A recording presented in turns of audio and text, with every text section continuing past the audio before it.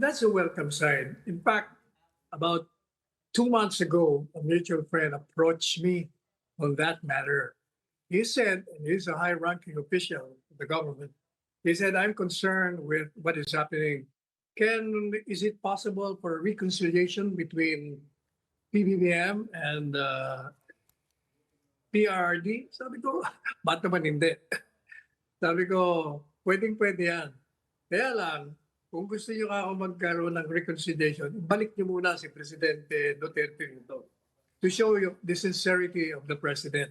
That was 2 months ago pa. In other words, as early as 2 months ago, meron ng mga parinig. Eh sa akin, welcome yan. Kasi alam mo, alam po ninyo, pag hindi natin maayos ito, eh maniwala kayo, magkakaroon tayo ng deja vu political upheaval in the magnitude of EDSA 1 and EDSA 2. When you say 2 months ago, that must have been shortly after the arrest of the former president. March, April, May. Hindi, March 11 yung March 11 yung di ba? So how many weeks after, days after? Eh, basta mga, alam ko, mga, ano ba kaya, March, April, siguro mga April, mga second week of April. Nagkausap kami. Pero may way ba, Attorney Sal, na maibalik pa si Tatay Digong? I heard your previous interview, you kind of said na may magagawa pa. Napag-aralan nyo na ba yun, Attorney? Is there really a way? Alam mo, napakadali niyan. Gobyerno tayo eh. Meron na nga mga president yan. Di ba sa Italy, merong pakiusap yung ICC. It requested the Italian government to arrest someone accused of committing crimes against humanity who happens to be a foreign national. So it arrested that person. And either it was supposed to be brought sa ICC kasi dalawang version eh. Dinala sa Italy ay sa ICC, yung isang version naman hindi dinala. But ang common denominator na news, ibinalik. They nullified the arrest and binalik sa foreign country of origin. Madalit sabi, kahit na sinabi ng ICC na arrestin mo, pumayag naman yung isang bansa.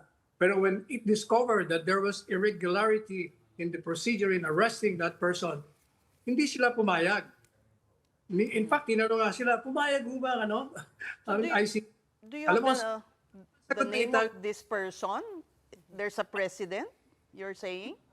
Of course, nasa news yan eh. At sa gobyerno ng Italy, nung sinabi, pumayag ba pumayag ICC na hindi nyo balik sa, bakit naman hindi? We are a sovereign country. Nobody can dictate on us. So did you offer a formula? Teka na. Yung sa US naman, hindi ba ini-expel nila yung mga illegally na nandun na immigrants? At yung isa, dinala sa El Salvador. What happened to that? The lawyers of this El Salvador citizen went to court, and the lower court said, you cannot just expel, you have to follow the immigration law. Natalo sila ron. So they went to the US Supreme Court. Nasabi ng Supreme Court, no, you cannot do that. You have to follow the laws of this country, whether that's a citizen of the US or a foreign national. Kaya sabi niya, ang order niya sa gobyerno ni Trump, facilitate the return.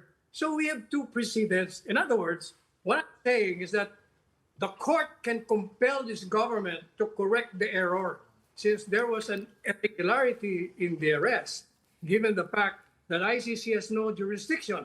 Even if you look at the Rome Statute or the extradition law in the country, talagang lumabag sila sa batas. Kaya ang Supreme Court, merong jurisdiction over this government. Hindi pinag-uusapan yung ICC kung may jurisdiction pa doon. But it can compel this government to bring back the former president. This is the only condition for a reconciliation? No, if you ako kasi tinanong kung probable yan o posible. Eh sabi ko, posible yan. Kasi kung ako ang mga Duterte, papayag lang ako kung ibabalik ninyo ang ama ko. O kung ako, papayag ako, ibalik mo muna ako kasi illegal yung ginawa niyo sa akin. Pero Attorney Sal, you also have Vice President Sara saying that it cannot be undone yung pag-uwi, yung pagdala kay former President sa Hague. Ano? Sabi nga niya, President Duterte can no longer be brought back to the Philippines. So kahit siya, parang na-accept na po niya na hindi na po mauuwi si Tatay Digong. So any other ways na ma-prove na ni President Marcos yung kanyang sincerity? Alam niyo kasi, yung mga abogado, she's a lawyer. Maraming abogado nagsasabi, in fact, nobody believed that when I filed together with my son, lawyer, Paulo, that petition for a writ of habeas corpus, walang naniniwala na tatanggapin ng Korte Suprema yan. Kasi sabi nila, too late na yan. Lumipad na ang presidente. Hindi, sabi nila, walang jurisdiction ng ICC. Maraming naniwala dyan eh. Kasi wala na si presidente. Sabi ko, no. The illegal act is done by this government. So the Supreme Court has jurisdiction over all illegal acts committed by any person, entity, or government, and it can compel this government to bring back President Duterte. Yung tsoryang yon ni BP Sara, yun ang tsorya ng maraming abogado, to which I disagree.